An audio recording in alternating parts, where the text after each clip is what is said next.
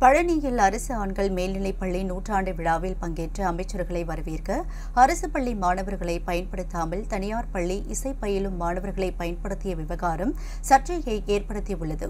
திண்டுக்கல் மாவட்டம் பழனி நகராட்சியில் ஆண்கள் மேல்நிலைப்பள்ளி செயல்பட்டு வருகிறது. சிறப்பு வாய்ந்த இப்பள்ளி தொடங்கப்பட்டு 107 ஆண்டுகள் நிறைவடைந்த நிலையில் முன்னாள் மாணவர் அமைப்பு சார்பில் தற்போது நூற்றாண்டு விழா கொண்டாடப்படுகிறது. நூற்றாண்டு விழாவை முன்னிட்டு பள்ளிக்கல்வித்துறை அமைச்சர் அன்பில் மகேஷ் பொய்யாமொழி, உணவுத்துறை அமைச்சர் சக்கரபாணி உள்ளிட்ட பலர் சிறப்பு அழைப்பாளர்களாக பங்கேற்றனர்.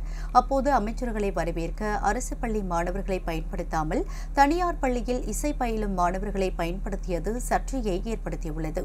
மேலும் நூற்றாண்டு விழா நினைவு நுழைவு வாயில் பணிகளில் முடிக்கப்படாமல் அரைகுறையாக நிறுத்தி வைக்கப்பட்டிருந்ததும், பள்ளியின் சுவர்கள் முன்பக்கம் மட்டும் வர்ணம் பூசப்பட்டு பின்பக்க சுவர்கள் அனைத்தும் பாசி படர்ந்து ஆங்காங்கே உடைந்து காணப்பட்டதும் பொதுமக்கள் இடையே அதிருப்தியை ஏற்படுத்தியுள்ளது.